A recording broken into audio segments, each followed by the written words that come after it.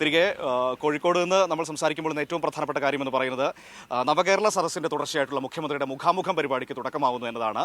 ഇന്ന് വിദ്യാർത്ഥികളുമായി സംസാരിച്ചുകൊണ്ട് ഉന്നത വിദ്യാഭ്യാസ മേഖലയിൽ സർക്കാരിൻ്റെ ഇടപെടലുകൾ ഇനി ഏത് രീതിയിൽ ഭാവി കേരളത്തിലേക്ക് പോകുമ്പോൾ നമ്മൾ ഏത് രീതിയിൽ കൊണ്ടുവരണം, ഉന്നത വിദ്യാഭ്യാസ മേഖലയിലുള്ള ഇടപെടലുകളെക്കുറിച്ച് വിദ്യാർത്ഥി സമൂഹത്തിന് എന്താണ് പറയാനുള്ളത് തുടങ്ങിയ നിരവധി വിഷയങ്ങളെക്കുറിച്ച് സംസാരിക്കാനുണ്ട്. ഏതായാലും ഇപ്പോൾ മേഘ കൂടി എന്നോടൊപ്പം കോഴിക്കോട് നിന്ന് ചേരുകയാണ്. Megha, good morning. Good morning Manu. Megha, ഇന്നിപ്പോൾ നമ്മൾ ഈ കോഴിക്കോട് നിന്ന് ഗുഡ് മോർണിംഗ് കേരളം ചെയ്യുമ്പോൾ ഏറ്റവും പ്രധാനപ്പെട്ട കാര്യം മുഖ്യമന്ത്രിയുടെ ഈ നവകേരള സദസ്സിൻ്റെ തുടർച്ചയായിട്ടുള്ള മുഖാമുഖം പരിപാടി തുടങ്ങുകയാണ്. നവകേരള സദസ്സ് നമുക്കറിയാം വലിയൊരു ജനമുന്നേറ്റമായിരുന്നു. സർക്കാരിൻ്റെ ജനങ്ങളുമായിട്ട് സംവദിക്കാനും അവരുടെ നിർദ്ദേശങ്ങളൊക്കെ കേൾക്കാനും അവരുടെ പരാതികൾ പരിഹരിക്കാനും കഴിഞ്ഞൊരു സാഹചര്യമുണ്ട്. അതിൻ്റെ തുടർച്ചയായിട്ട് ഇത്തരത്തിൽ മുഖാമുഖം പരിപാടിയിലേക്ക് പോകുമ്പോൾ സർക്കാർ ഉദ്ദേശിക്കുന്നത് എന്താണ്? സദസ്സിന് തുടർച്ച എന്നോണമാണ് നിലവിൽ മുഖാമുഖം പരിപാടിക്ക് തുടക്കമാകുന്നത്.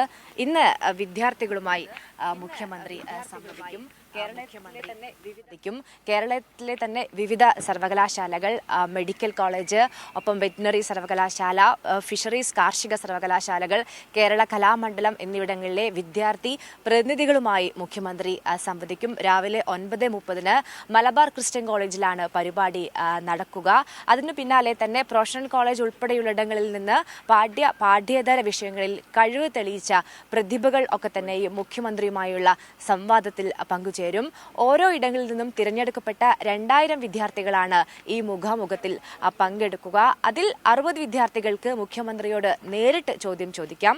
അല്ലാത്തവരുടെ ചോദ്യങ്ങളൊക്കെ തന്നെയും പരിഗണിക്കുന്നുണ്ട്. ഓരോ വിദ്യാർത്ഥികളെയും ചോദ്യങ്ങൾ എഴുതി വാങ്ങിക്കൊണ്ട് മുഖ്യമന്ത്രി അത് കാണുകയും കേൾക്കുകയും ചെയ്യുന്നു എന്നതാണ് ഏറ്റവും വലിയ പ്രത്യേകത. നവകേരളത്തിന് എന്തൊക്കെ തരത്തിൽ തയ്യാറെടുക്കാം, അതിൽ നിന്ന് വിദ്യാർത്ഥികളുടെ അഭിപ്രായങ്ങൾ തേടുക എന്നതാണ് ഈ മുഖാമുഖത്തിന്റെ ഒരു ലക്ഷ്യം. ഒപ്പം തന്നെ ഉന്നത വിദ്യാഭ്യാസ മേഖലയിൽ എന്തൊക്കെ മാറ്റങ്ങൾ വരുത്തണം, എന്തൊക്കെ നിർദ്ദേശങ്ങളുണ്ട്, അതിനൊപ്പം തന്നെയും എന്തെല്ലാം പ്രശ്നങ്ങൾ വിദ്യാർത്ഥികൾ നേരിടുന്നുണ്ട് എന്നതുൾപ്പെടെയുള്ള കാര്യങ്ങളൊക്കെ തന്നെ ഈ മുഖ്യമന്ത്രി കേൾക്കും.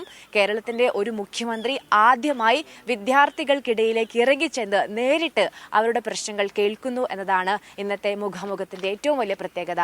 മനു, തീർച്ചയായും, അതായത് ഉന്നത വിദ്യാഭ്യാസ മേഖലയിൽ മുന്നോട്ട് പോകുമ്പോൾ വിദ്യാർത്ഥി സമൂഹത്തിൻ്റെ കൂടി അഭിപ്രായം എടുത്ത് അതുകൂടി പരിഗണിച്ചുകൊണ്ട് അവർക്ക് മുഖ്യമന്ത്രിയോട് അവരുടെ അഭിപ്രായങ്ങൾ പറയാം. അതൊരു പ്രത്യേക കാര്യമാണ്. കാരണം വിദ്യാർത്ഥി സമൂഹത്തിന് നേരിട്ട് മുഖ്യമന്ത്രിയോട് സംസാരിക്കാം, അവരുടെ കാഴ്ചപ്പാടുകൾ മുന്നോട്ട് വയ്ക്കാമെന്നൊക്കെ പറയുമ്പോൾ നമുക്കറിയാം ഈ നവകേരള സദസ്സിൻ്റെ തുടർച്ചയിലേക്ക് സർക്കാർ ഒരിക്കൽ കൂടി മുഖ്യമന്ത്രി നേരിട്ട് ആളുകളിലേക്ക് അവർ പറയുന്നത് കേൾക്കാൻ ഇറങ്ങി വരുന്നു എന്ന് പറയുമ്പോൾ അതിനേറെ പ്രത്യേകതകളുണ്ട്. ശരിക്കും ഈ നാടിന്റെ പൾസ് എന്താണെന്ന് അറിയണമെങ്കിൽ നമ്മൾ വിദ്യാർത്ഥികളോട് സംസാരിക്കണം. പല കോളേജുകളിലൊക്കെ തന്നെയും വാർത്തയുടെ ഭാഗമായൊക്കെ തന്നെയും പോകുമ്പോൾ പല വിദ്യാർത്ഥികളും അവരുടെ അഭിപ്രായം, രാഷ്ട്രീയ അഭിപ്രായമാണെങ്കിലും എന്താകണം സമൂഹം എന്ന വിദ്യാർത്ഥികളുടെ അഭിപ്രായങ്ങളൊക്കെ കേൾക്കുമ്പോൾ ശരിക്കും നമ്മൾ ഞെട്ടിപ്പോകും. അത്രത്തോളം ഓരോ വിദ്യാർത്ഥിക്കും താൻ എന്താവണം എന്ന കൃത്യമായ ചിത്രം പഠിച്ചു വരും. അതായത് ചെറിയ ക്ലാസ്സിൽ പഠിക്കുമ്പോഴേ ഇപ്പോഴത്തെ വിദ്യാർത്ഥികൾ തയ്യാറാണ്. അപ്പോൾ അവരുടെ വാക്കുകളിൽ നിന്ന് കൂടുതൽ കാര്യങ്ങൾ കേട്ട് എന്തൊക്കെ മാറ്റങ്ങൾ ഈ നവകേരളത്തിലേക്ക് എന്തൊക്കെ മാറ്റങ്ങൾ കേരളത്തിന് വരുത്തണം, അതിനൊപ്പം തന്നെ ഈ പൊതുവിദ്യാഭ്യാസ മേഖലയിൽ വലിയ തരത്തിലുള്ള മികവ് നമ്മൾ നേടുന്നുണ്ട്.